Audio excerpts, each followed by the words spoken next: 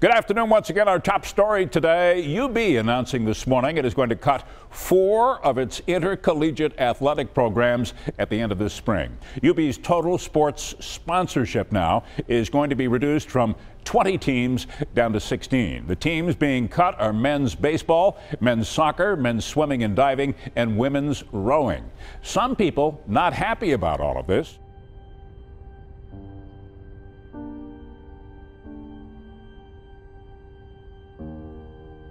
You know, everyone's sitting in like their own, with their own team, like their own 4 corners, and we're all like gossiping, you know, what could this be about? But why are the 4 of us here? Yeah.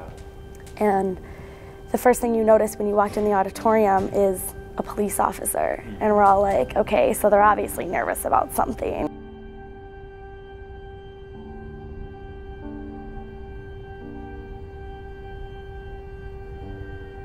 We have looked at it actually a few years ago. We actually had some reorganization, some department closures and so on the academic side as well. So we actually continuously look at what we're doing, how good we are doing, how can we do it better, what should we not be doing. So this is in the whole context of the entire institution, not just athletic. I mean, I'm from Buffalo, and besides that, I was a junior when it was cut. So it's like to go. So like I said, a coxswain is kind of a leadership role. So it's not like when you're an athlete and you have great athletic skills, so you just like move up in the chain wherever you are. Like to be a coxswain, like you need to know your team, you need to know your coaches, you need to know how practice works, you need to know how everything is handled. So it's like for me to transfer to a different school when I only had 1 year left would mean I would be starting from the bottom. And I mean, UB did honor scholarships, which is amazing of them to do that. But I mean, all of us, like I was only on partial and I was supposed to be bumped up to full, and I didn't get that because they only kept us at what we were at. So I decided that I would stay here. My whole family's here. I'm almost done with my degree. I got an offer from Canisius, but it's not like they could really offer me that much so late in the season, which happened with a lot of people. Programs just didn't have money left. Like recruiting was already done. So.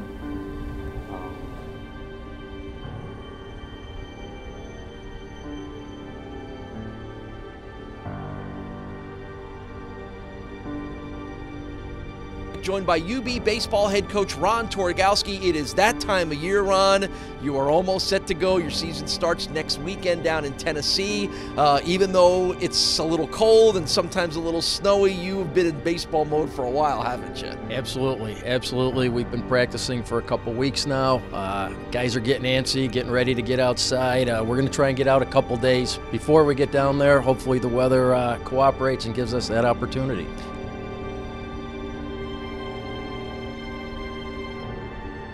You're seeing the foundation of the field house being set up. How do you feel like just looking at that, or just being back here at the university? I guess like describe what it's like even just looking back a year later. It's a little different. There's a little different vibe here. I'm so used to just coming in and seeing my buddies that like, not that I don't have friends on other teams, but like your teammates are your teammates.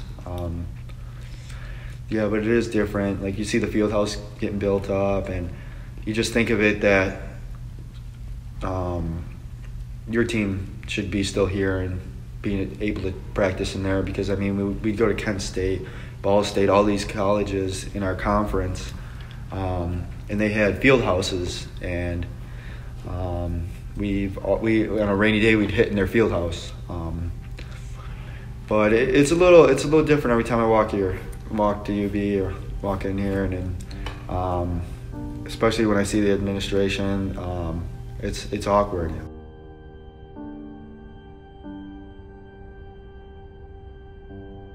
Davey Carmichael, just named in the past week. And Davey, congratulations on stepping up to the big chair here. What was your reaction when Alan Green said, "You're the guy that I want"? Obviously, thank you for the congratulations. Very excited, you know, just ready to get going and get out there with the guys. So a lot of excitement, and I feel very honoured to be given the opportunity. What is it that you think convinced the administration that the continuity that you'll bring to this job was the most important thing?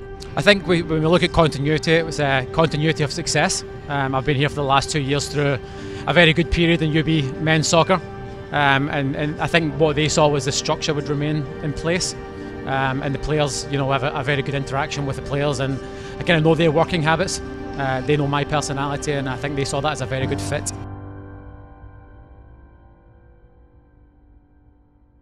A lot of people were upset just because of the way that it was handled, because, you know, in April, at that point in the season, people are already solidifying their rosters for the next year. So it's not like you have a lot of time to find another opportunity at a different school. You know, a lot of the guys either ended up just staying here and not playing soccer, or maybe they found a last-minute opportunity. But it was really, you know, kind of a shitty way to end the season, you know, it looked like. Yeah, I mean, that's one of the worst things, too. It's just how it was handled. It was so unprofessionally handled in every regard. I mean, like, if you're making that drastic of a cut, you know ahead of time that you need to make these cuts. Right. So there's no reason that you could not have prepped teams and players ahead of time and gave them more knowledge. Because, yeah, in the spring season, everybody's either committed to schools already, other schools are already filled up their rosters and have no more signing room. Right. So, yeah, you get kids that are just completely screwed out of their last year, or freshmen that are coming in that just signed. Right. And now they have to find a brand new college when they just spent how much money, you know, moving who knows where, across the state, across the country. Yeah, exactly. You know, that's another angle that we talk about, is like a lot of the high school seniors that already signed and, you know, they committed to a scholarship. You know, what are they going to do? Are they just going to not come here? You know, it's really shitty.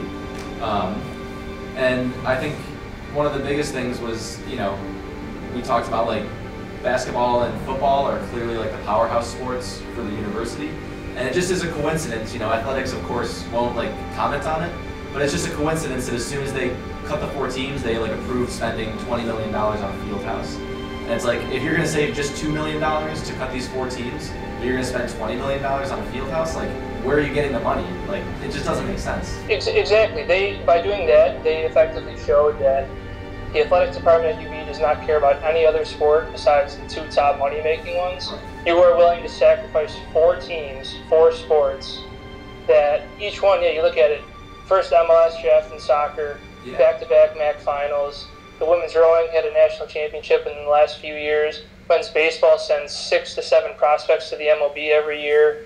I'm trying to think what the other team. Men's swimming and diving had how many MAC, you know, final places? Right. And it's like, so you do that, and then you get maybe 5 on a high year. You get 5 football players invited to camp, and maybe 1 every 3-4 years will make a final roster. Yeah, exactly.